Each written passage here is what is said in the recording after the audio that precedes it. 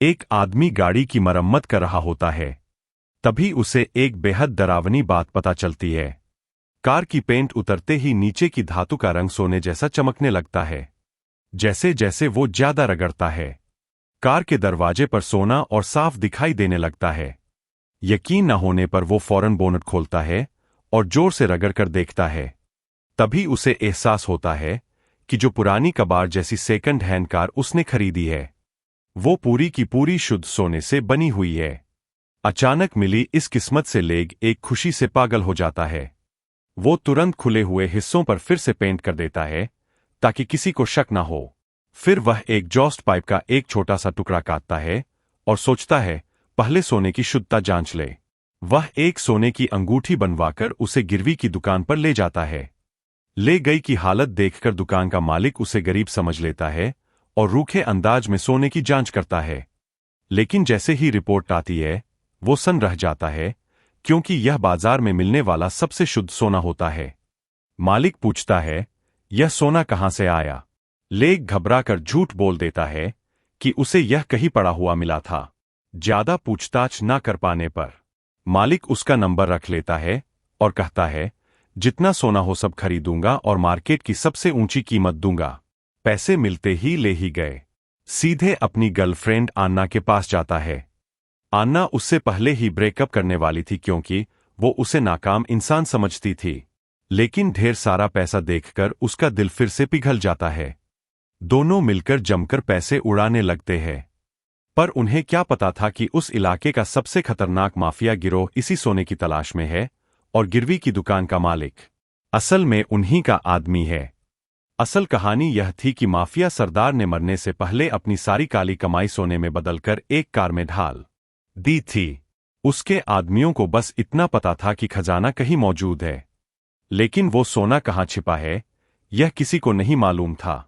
इस वजह से सरदार का पोता आवेई उनके शक के घेरे में आ जाता है। माफिया डैन के आदमी उससे खजाने की जानकारी उगलवाना चाहते हैं, लेकिन आवेई को सच में कुछ नहीं पता होता। उसे झूठा समझकर वे लोग उस पर भयानक जुल्म करते हैं और हाइड्रोलिक कटर से उसके पैर की एक उंगली काट देते हैं।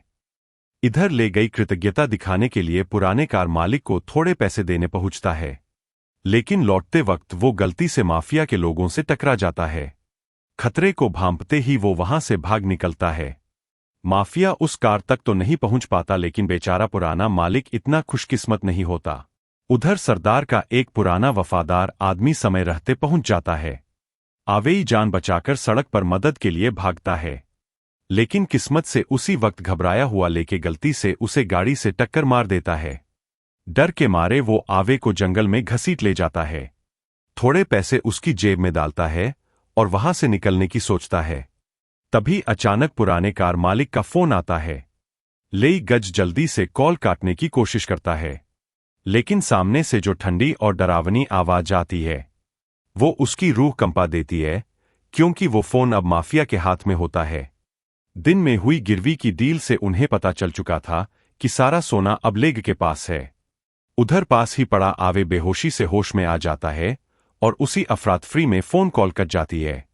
गुस्से में तिल मिलाया काला सरगना उस बदकिस्मत आदमी को वही बिना सोचे समझे मरवा देता है।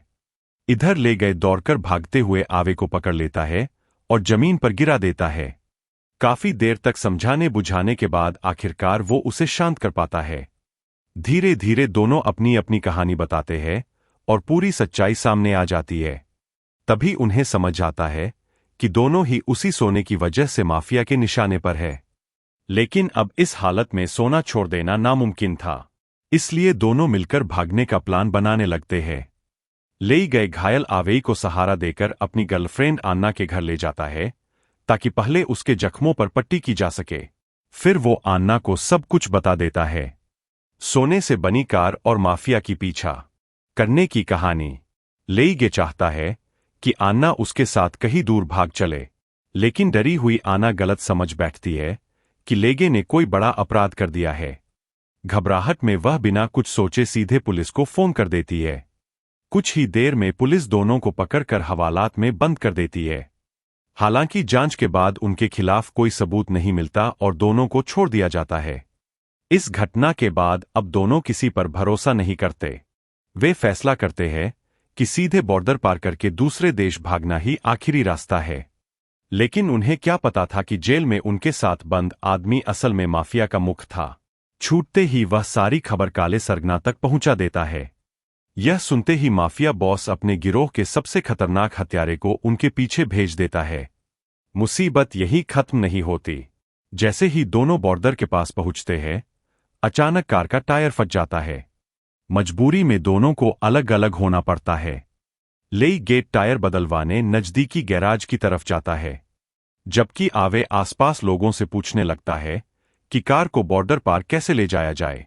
लेकिन दोनों के लिए खतरे पहले से इंतजार कर रहे होते हैं।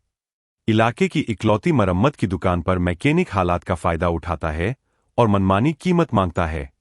जल्दी यहां से निकलना चाहने वाला लेगे मजबूरी में हां कर देता है।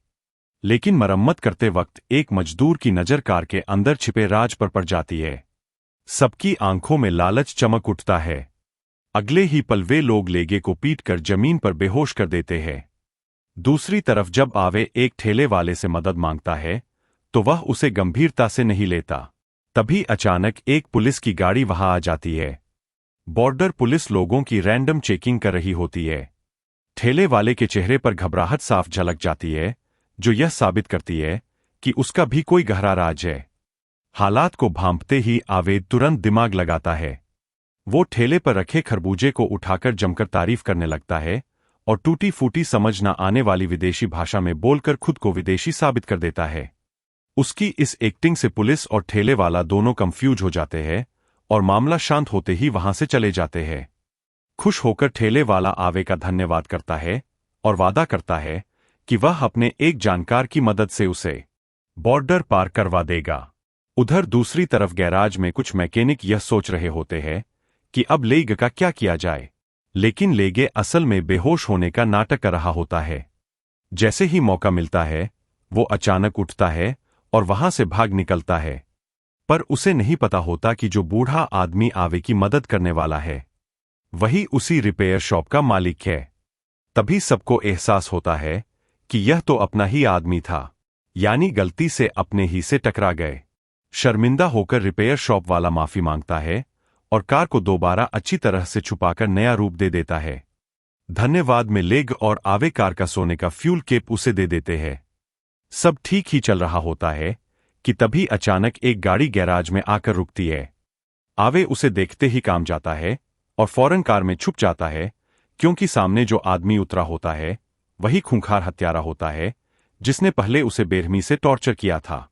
मैकेनिक लोग मिलकर उसे टालने की कोशिश करते हैं, लेकिन जैसे ही वह आदमी अपना नाम बताता है, सबके चेहरे उड़ जाते हैं और सब डर के मारे भाग खड़े होते हैं।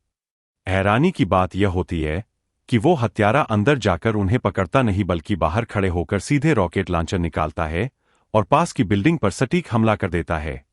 भय से कांपते हुए लेगे और आवे कार स्टार्ट कर जान बचाकर भागते हैं। लेकिन यही तो हत्यारे की चाल होती है। पुरानी और जर्जर कार तेज रफ्तार नहीं पकड़ पाती और कुछ ही देर में हत्यारा उन्हें पीछे से पकड़ लेता है। वो बंदूक निकालकर लगातार गोलियां चलाने लगता है। दोनों घबराकर इधर-उधर गाड़ी मोड़ते रहते हैं। भागते भागते अनजाने में वे बॉर्डर की एक ऊंची चट्टान तक पहुंच जाते हैं और कार सीधे नीचे पानी में जा गिरती है। हत्यारा अब भी पीछा नहीं छोड़ता, लेकिन तभी पुलिस मौके पर पहुंच जाती है और उसे गिरफ्तार कर लेती है। इधर सोने से बनी कार धीरे धीरे पानी में डूबने लगती है। लेगे और आवे घबराकर बाल्टी से पानी बाहर फेंकते रहते हैं। काफी मशक्कत के बाद कार पानी की धारा के साथ बहती हुई दूसरे देश के किनारे पहुंच जाती है। वहां वे एक टो ट्रक बुलाते हैं और कार को बाहर निकलवाते हैं, और इसी के साथ दो बदकिस्मत लड़कों की जिंदगी बदल जाती है। कि पुरानी सेकंड हैंड कार से उनका सफर शुरू होता है, अरबों की दौलत से।